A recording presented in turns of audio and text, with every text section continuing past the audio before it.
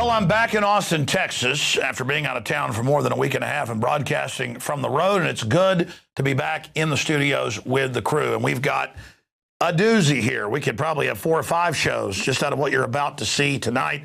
I'm proud of the crew. They always overproduce because, well, they love liberty and they want to expose corruption and tyranny. Sunshine is the answer to the darkness.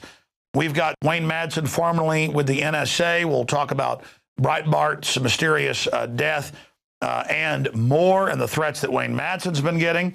Then I'm going to premiere here the hour-and-a-half speech I gave in Dallas, my blueprint to defeat the New World Order. So this is going to be like a 3-hour transmission or close to it this evening on the Infowars Nightly News for all of you out there watching. But first, I want to get into Texas Independence Day, because I forgot and didn't mention this on the radio today.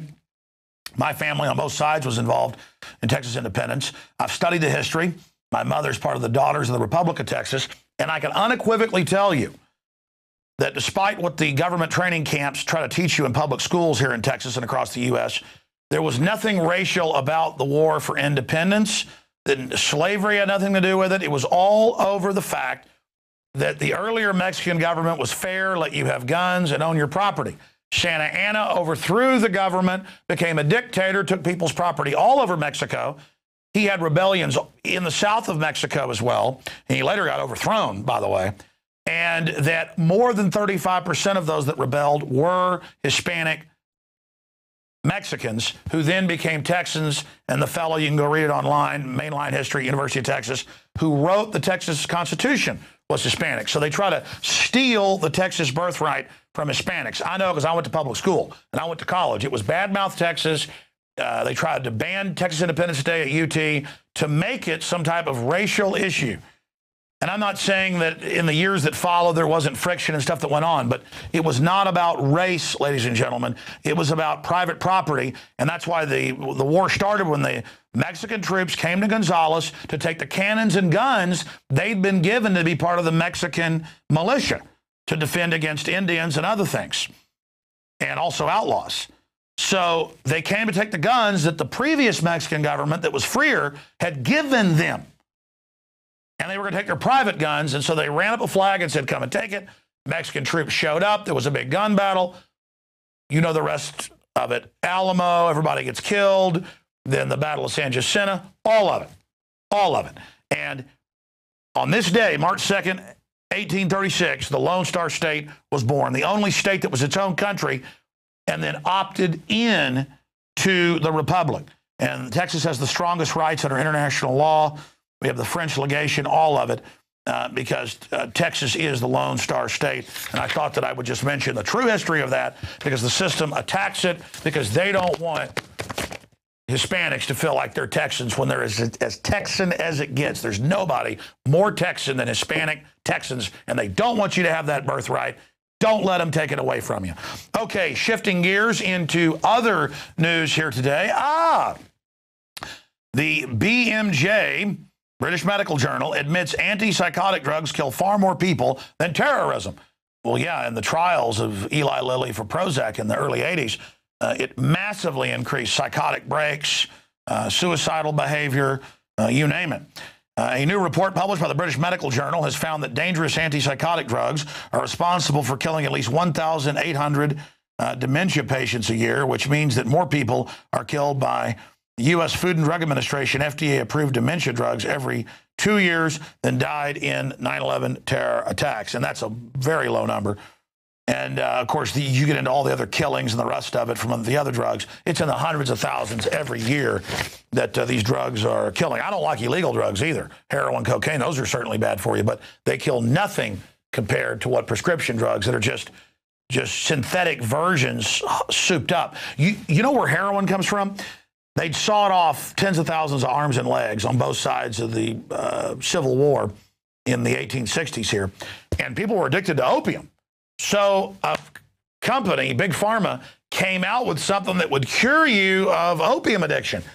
It was heroin, something like 10 times stronger, souped up opium. So, it's kind of like, we'll get you off the heroin with the methadone, which I don't think is worse, but it's certainly not better. It's just crazy. So There's the true history of that. These are just drug pushers that are so established that they've made all the organic drugs illegal because they're in competition with them. Okay, continuing here. This case really blew me away because it developed live on the air yesterday, and we've got some clips of that from the radio/TV show that's 11 to 2 Central as it developed. But first, I want to tell you what happened after the show yesterday. During a 3-minute break, I walk out. Darren McBreen says, man, they bowed up to us. They followed us out. They wouldn't talk to us. They said, this isn't a press conference, even though there was 3 other local news cameras there. They were talking to them. They knew who we were from our last report, which was a pretty fair report, I thought, about all these gunboats they're buying that cost close to $700,000 a piece. So I go on there and I say, man, they bowed up to my reporters. They did all this. Then the phone starts ringing. I got 1, 2, 3, 4, 5 calls, text messages, program director, the manager, the news director, the producers. Turns out before we even went down there yesterday, for 3 days before, the state police were calling up producer numbers, their liaison in the news department at our local 590 affiliate, asking weird questions about me and stuff. So we must have hit a nerve because from what I've seen, these boats should cost about $150,000, the equipment another $100,000 to $200,000. So it looks like they should pay $350,000 for these boats, not close to $700,000. So I think we hit a nerve here. We need to look at who they bought them from, what they did, because they are freaking out over this. And quite frankly, 3 months ago when the guys first did this report, Darren McBreen and others, I said, man, this is just a local issue. So they're getting their own Navy. So they're going to have machine guns mounted on it. Okay, fine. But we got bigger fish to fry. Can I please have my killer flu story? Can I? Because, again, most news departments, the news director, which I would be, tells you what the story is. I let the guys, most of the time, do their own stories. And occasionally I say what I want to be done. And they take that as optional, but it's not really optional. But they do a great job. And dudes, and they're saying, no, the point is we're into freedom here.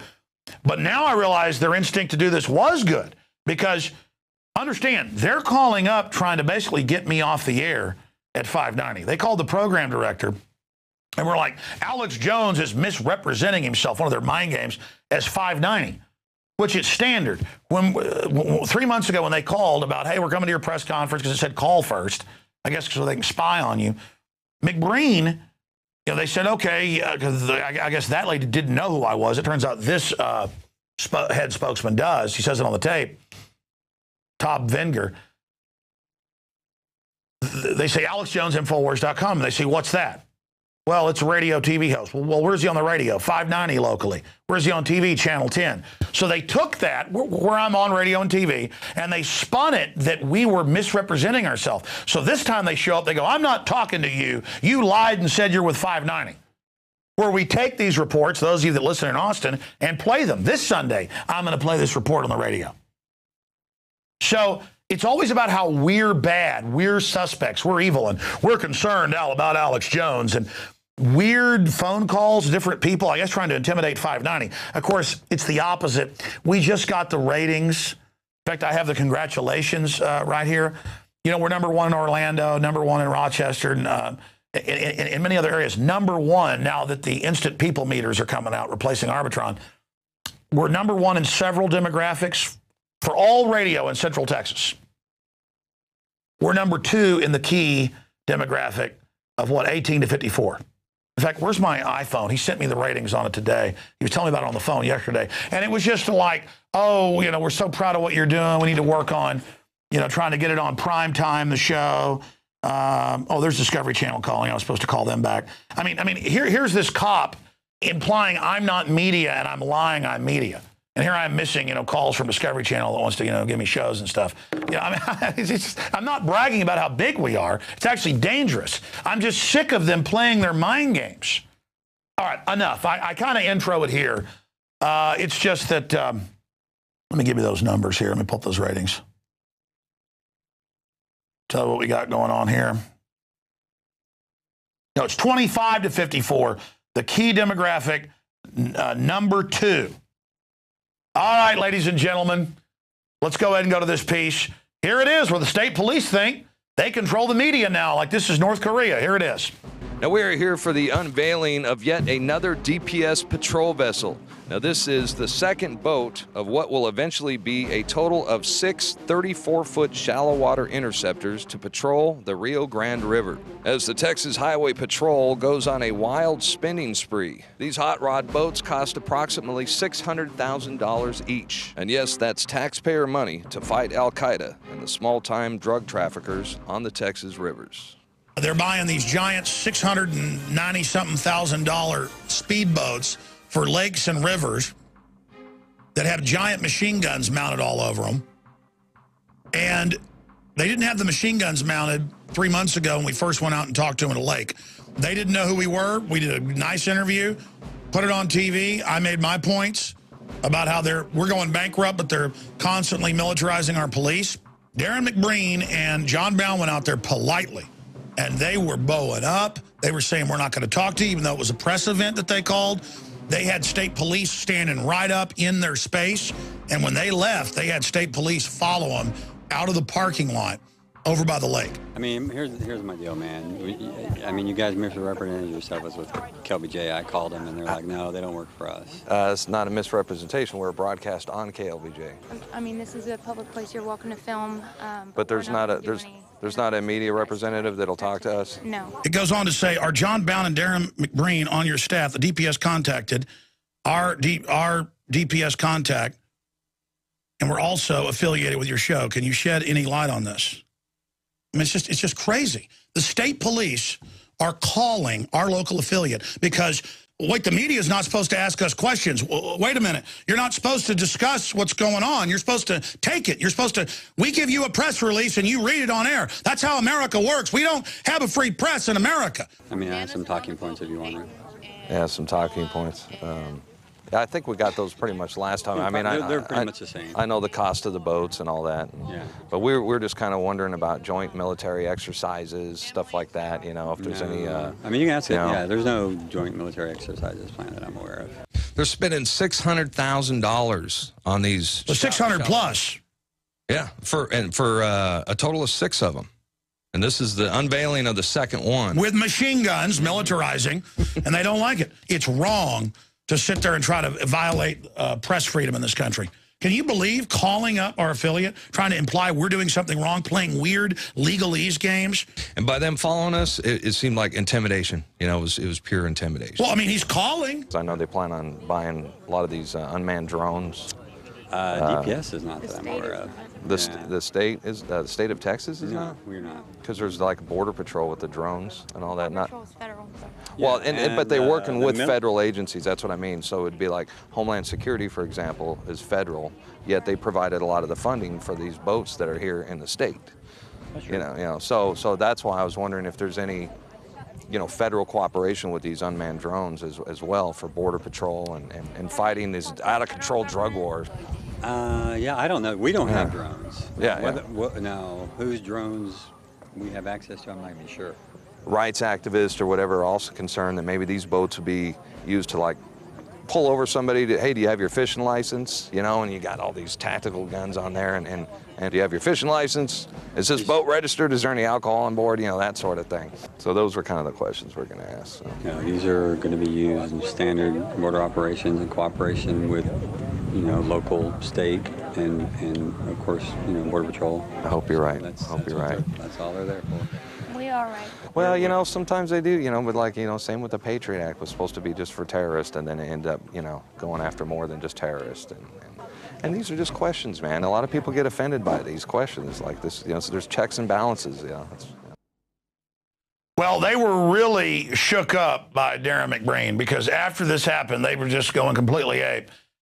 And we still got our interview because they were doing interviews before we got there and then said, oh, we're not doing interviews. Well, we just set up a camera 50 feet away. He asked the question.